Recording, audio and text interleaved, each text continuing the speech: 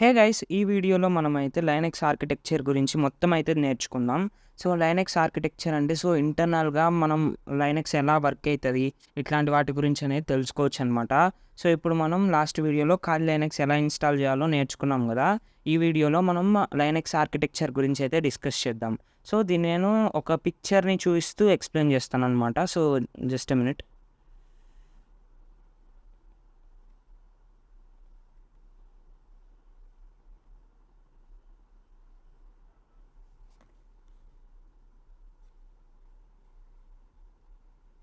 So, ఈ picture అయితే చూడొచ్చు. ఇదైతే మనకి లైనక్స్ ఆర్కిటెక్చర్ అనమాట. ఫస్ట్ అయితే హార్డ్‌వేర్. మనం హార్డ్‌వేర్ నుంచి వద్దాం. హార్డ్‌వేర్ అంటే మన సిస్టమ్ లోపల ఉండే పార్ట్స్ అనమాట. లైక్ మదర్ బోర్డ్, సీపీయూస్ అట్లా. ఇదంతా హార్డ్‌వేర్. హార్డ్‌వేర్ అంటే ఫిజికల్ కాంపోనెంట్స్. దేన్నైతే మనం టచ్ చేసి దాన్ని ఫీల్ అవ్వగలుగుతామో దాన్ని హార్డ్‌వేర్ అంటామనమాట సింపుల్‌గా. ఇప్పుడు కెర్నల్ అంటే ఇప్పుడు షెల్‌కి, హార్డ్‌వేర్‌కి మధ్య యాక్ట్ చేస్తదనమాట. ఇప్పుడు అంతకంటే సింపుల్‌గా ఎక్స్‌ప్లెయిన్ చేస్తా చూడండి. ఇప్పుడు మనం ఇక్కడ చూసుకుంటే ఫైర్‌ఫాక్స్ ఉంది. ఇది వెబ్ బ్రౌజర్. దీని మీద ఇదొక ఐకాన్‌లా ఉంది. ఇదొక లాంచర్. అంటే ఇప్పుడు దీన్ని మనం క్లిక్ చేసినామనుకోండి, ఫైర్‌ఫాక్స్ అనేది లాంచ్ అవుతది.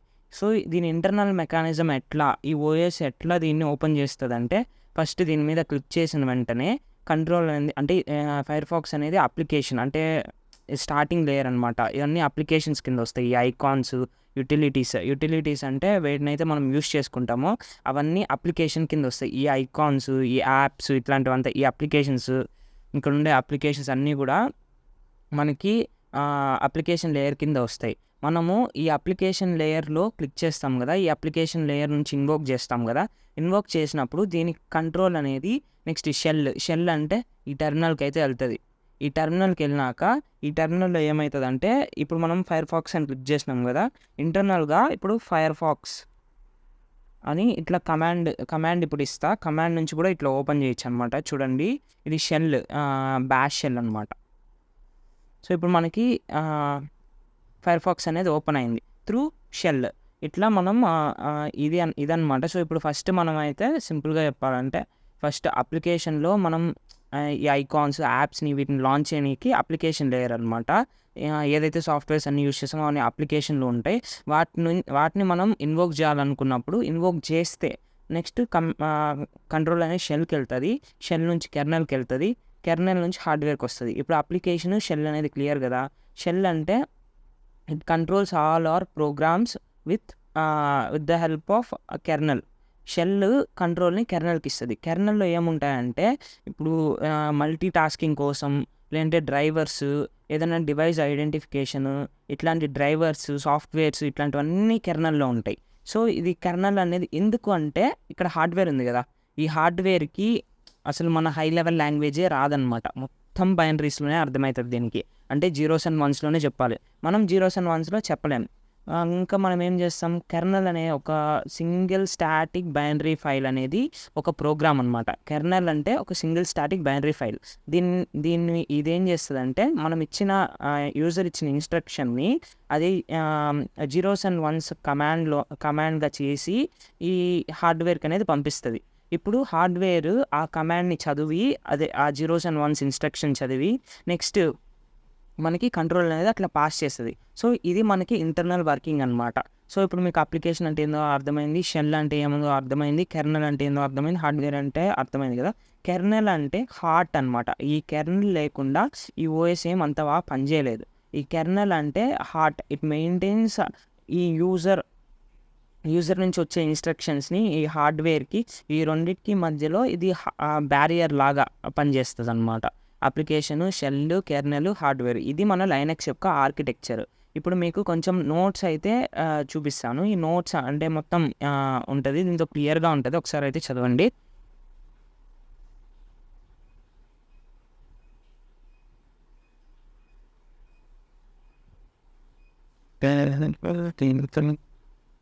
ఇక్కడ చూసుకుంటే లైనక్స్ ఆర్కిటెక్చర్ అనమాట. Hardware is the lowest Linux architecture hardware layer. అంటే లోయెస్ట్ ఆర్కిటెక్చర్ లేయర్ అనమాట హార్డ్‌వేర్ లేయర్ అంటే. Next this layer comprises of physical components చెప్పాను కదా! ఫిజికల్ పెరిఫెరల్స్, కాంపోనెంట్స్ ఇట్లాంటివన్నీ ఉంటాయి. Hard drives, RAM, motherboard, CPUs ఇట్లాంటివన్నీ. Next kernel. Kernel అంటే ఇది చెప్పా కదా, హార్డ్వేర్కి షెల్కి మధ్యలో యాక్ట్ చేస్తుంది.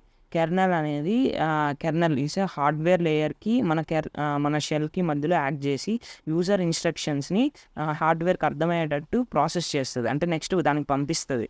ఇది కెర్నల్స్లో ఇప్పుడు మోనోలిథిక్ కెర్నల్ అని ఉంటుంది. మోనోలిథిక్ కెర్నల్ ఇట్లా డిఫరెంట్ టైప్స్ ఆఫ్ కెర్నల్స్ ఉంటాయి, మోనోలిథిక్ అనే కాదు. సో ఇక్కడ మనం మెయిన్గా యూస్ చేసే మోనోలిథిక్ కెర్నల్ అనమాట.